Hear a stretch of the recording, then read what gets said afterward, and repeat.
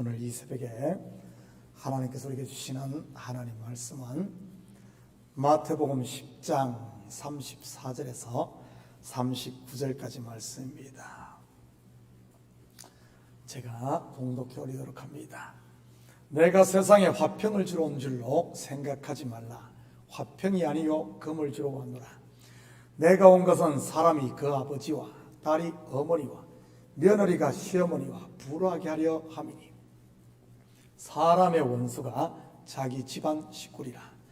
아버지나 어머니를 나보다 더 사랑하는 자는 내게 합당하지 아니하고 아들이나 딸을 나보다 더 사랑하는 자도 내게 합당하지 아니하며 또 자기 십자가를 지고 나를 따르지 않는 자도 내게 합당하지 아니하니라. 자기의 목숨을 얻는 자는 잃을 것이요 나를 위하여 자기 목숨을 잃는 자는 얻으리라. 아멘. 좋은 아침입니다. 오늘 본문을 잘못 이해하면 이거 기절초풍날 이야기입니다.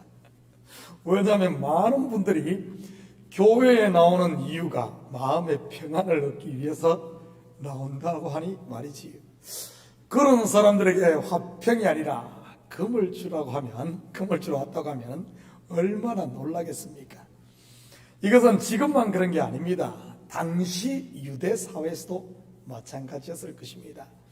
왜냐하면 그들이 기다린 메시아, 어떤 메시아였습니까? 평강의 왕으로 오시는 메시아 아니었습니까?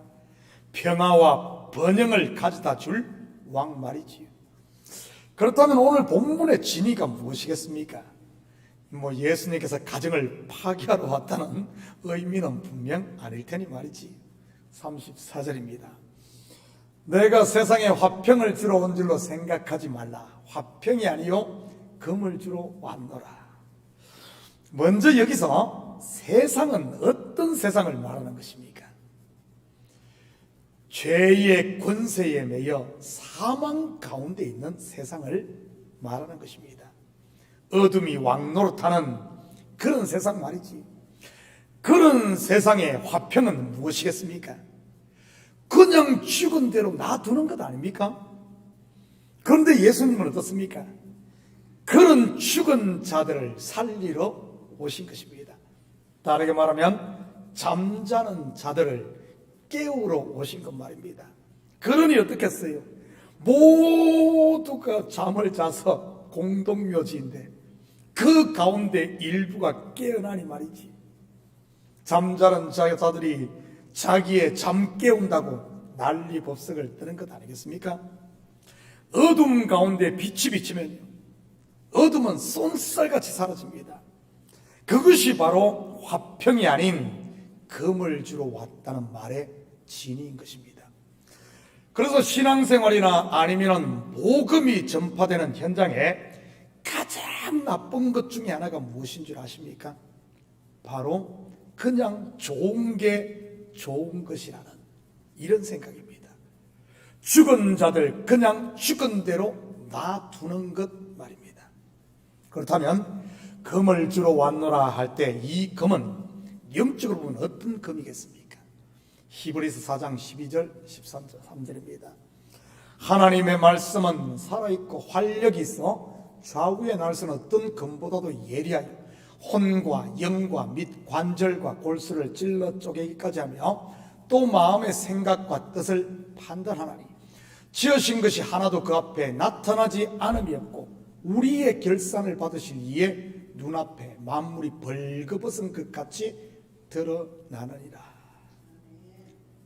바로 금이 오면은 다 드러나는 거예요. 한 군데 더 봅니다. 에베소서 6장 17절입니다.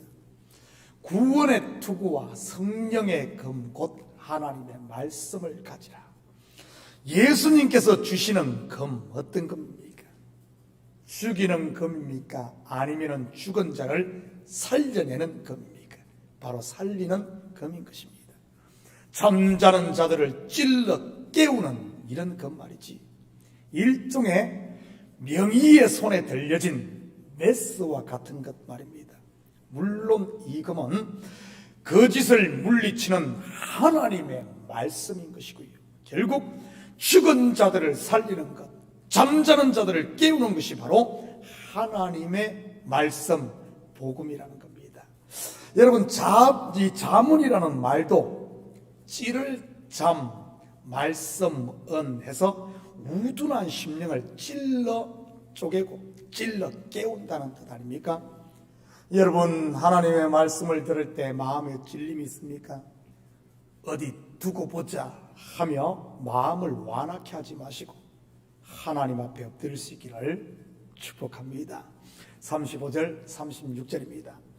내가 온 것은 사람이 그 아버지와 딸이 어머니와 며느리가 시어머니와 불화하게 하려 함이니 사람의 원수가 자기 집안 식구리라.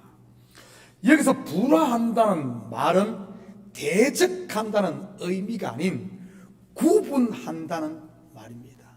마치 양과 염소를 구분하듯이 말이지. 복음이 들어가면 하나님의 자녀와 세상 자녀가 구별이 된다는 말입니다. 그러니 둘이 불화, 곧 구별이 생기는 것이지. 이처럼 구별되는 것을 거룩이라고 하는 것이고요. 그래서 복음이 들어가면 회색지대라는 것이 있을 수가 없는 것입니다. 빛과 어둠이 섞일 수 없듯이 무 아니면은 도가 되는 것이지. 또한 이 말을 영적으로 보면 집안 식구, 곧 내 속에서 일어나는 것을 말하는 것이기도 하고요. 어제 새벽에도 말씀드렸듯이 내 속에 있는 옛사람 속에 하나님의 말씀, 성령의 검이 들어오면 성령의 새 사람, 거듭나는 성령의 새 사람. 그래서 이 옛사람과 영적 싸움이, 성령의 사람의 이 싸움이 시작된다는 말입니다. 이 싸움에 대해 사도 바울의 고백을 한번 들어볼까요? 로마서 7장 21절에서 24절입니다. 그러므로 내가 한 법을 깨달았노니 곧 선을 행하기 원하는 나에게 악이 함께 있는 것이로다. 내 속사람으로는 하나님의 법을 즐거워하되 내 지체 속에서 한 다른 법이 내 마음의 법과 싸워 내 지체 속에 있는 죄의 법으로 나를 사로잡는 것을 보는도다. 오라, 나는 공고한 사람이로다. 이 사망의 몸에서 누가 나를 건져내랴. 여러분 속에도 이런 싸움이 있습니까? 분명 믿음으로 살려고 하는 사람 속에는 이 싸움이 없을 수가 없어요. 그러니 하나님 앞에 엎드리지 않을 수가 없고 매일 회개하지 않을 수 없는 것이고요. 이런 자기와의 영적 싸움을 싸우는 사람이 어떻게 다른 사람과 싸울 시간이 있겠습니까? 자기를 부인하기도 바쁜데 말이지. 성도가 이런 영적 싸움, 즉 매일 자기를 부인하지 않으면 어떻게 되는 줄 아십니까? 엉뚱한 사람과 싸움을 하게 되는 겁니다. 원수 곧 적은 내 속 집안에 있는데 한 형제여 지체인 전우를 원수 삼는 것 말입니다. 이러한 행동을 속된 표현으로 하면 무엇이라고 하는 줄 알아요? 헛발질 한다고 하는 게 헛발질. 축구를 할 때 공을 차야 하는데 공은 차지 않고 엉뚱한데 발길질 하는 사람들이 있지 않습니까? 그러다가 꼭 남의 정강이 차가지고 사고를 내고 말이지. 권투로 말한다면 상대의 얼굴이나 배에 펀치를 날려야 하는데 허공에다 이 헛손질하는 것 말입니다. 저는 우리 식구들이 영적으로 깨어있음으로 말미암아 내 속에 있는 적부터 물리칠 수 있기를 축복합니다. 산상수훈의 표현을 하면 내 눈에 들보 빼하는 것, 내 눈 들보 빼지 않고 그러니 모든 속에서 헤매는 참 어리석은 자가 되는 것 아니겠습니까? 37절입니다. 아버지나 어머니를 나보다 더 사랑하는 자는 내게 합당하지 아니하고 아들이나 딸을 나보다 더 사랑하는 자도 내게 합당하지 아니하며. 이것은 우선순위를 말하는 것입니다. 아버지, 어머니, 아들, 딸 전부 예수님을 만나기 전 우리 인생들이 최우선으로 사랑했던 것 아닙니까? 어릴 때는 부모를 사랑하고 좀 커서 부모가 되어서는 이제는 자식을 사랑하고 말이지. 그런데 하늘 아버지의 가족이 된 이혼에는 우선순위가 바뀌어야 한다는 말입니다. 잠시 잠깐 있다가 없어질 육신의 아버지, 어머니, 그리고 아들과 딸이 아닌 영원한 아버지 하나님으로 말이지. 왜죠? 바로 하나님께서 우리를 그렇게 사랑하셨으니까요. 독생자 예수 그리스도 곧 전부를 주고 참 사랑이 무엇인지 그 사랑을 보여주었고 그 사랑을 우리가 받고 하나님의 아들이 되었으니까요. 저는 우리 식구들이 이제는 예수님이 삶의 우선순위가 되시고 신앙이 삶의 우선순위가 되시기를 축복합니다. 먼저 그 나라와 그 의를 구하는 것 말입니다. 그러면 이 모든 것이 더하여지는 겁니다. 다시 말해 하나님의 사랑을 여러분 그 사랑을 알 때 하나님의 사랑을 제대로 알 때 부모와 형제, 자녀를 제대로 사랑할 수 있는 겁니다. 여러분 하나님 없이 우리 속에서 나오는 사랑 어떤 사랑인 줄 압니까? 속을 들여다보면 왜 자식을 그렇게 사랑해요? 왜 그렇게 사랑합니까? 결국 이 자식 잘 키워서 나는 이런 사람이야. 나는 이런 자녀 키웠어. 결국 보면은 예수 만나기 전 사랑은 전부 자기 사랑입니다. 자기 사랑. 그런데 하나님을 만나고 나면은 참 사랑을 알고 나면은 그 사랑이 자식에게 흘러가고 부모에게 흘러갈 때 진정한 사랑. 그래서 이 하나님 사랑이 우선되어야 되는 겁니다. 이것 되지 않고 그냥 내 사랑, 결국 자기 사랑밖에 되지 않는 거예요. 내 사랑이 아닌 하나님의 사랑을 제대로 할 때 뭐가 된 줄 압니까? 완전한 사랑을 할 수가 있으니까요. 38절입니다. 또 자기 십자가를 지고 나를 따르지 않는 자도 내게 합당하지 아니하니라. 여기서 자기 십자가는 구체적으로 무엇을 말하는 것이겠습니까? 성지순례를 가보면 큰 나무 십자가 지고 예수님이 걸었던 그 길 비아 돌롤로사를 걷는 것입니까? 아니면 많은 사람들이 한숨을 쉬며 말하는 것처럼 아이고 이 남편이 십자가야, 저 말하는 자식이 십자가야, 아니면은 그런 게 아니면은 내가 가진 핸디캡 이게 십자가야. 여러분 그게 십자가입니까?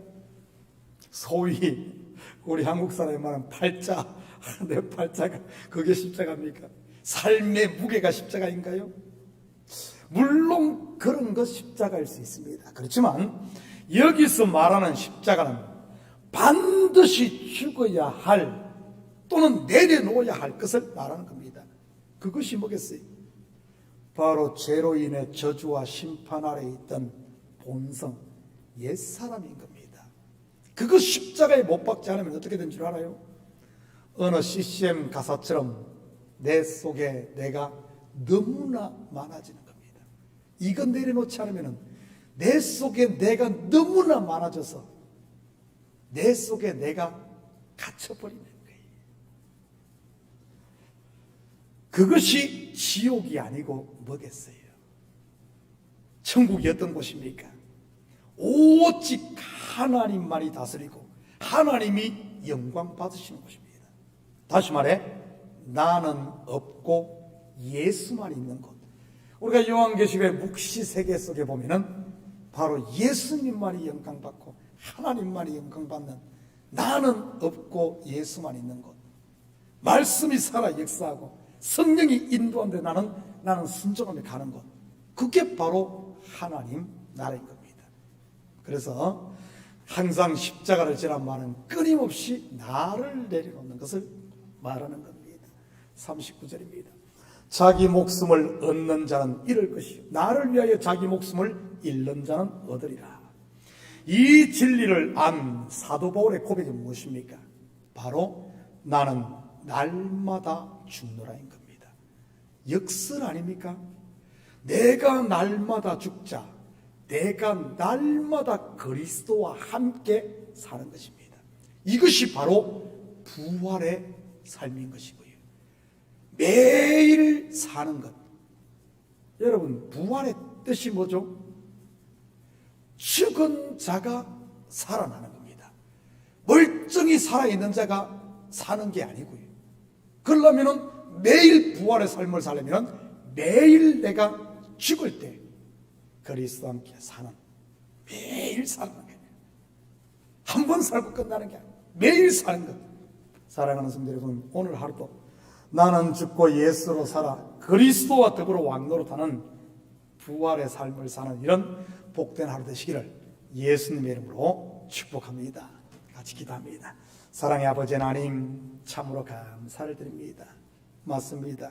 이게 바로 성도의 삶입니다. 나는 죽고 내 속에 예수로 가득 채워지는 것, 그러니까 예수로 사는 것, 예수가 나를 통해 사는 것. 아버지는 오늘 하루도 이런 삶이 되므로 내가 가는 곳마다 아버지 하나님 주님의 살아계심이 세상 가운데 드러나는 그리스도의 증인으로 살게 도와주시옵소서. 감사드리며 예수님의 이름으로 기도드립니다. 아멘.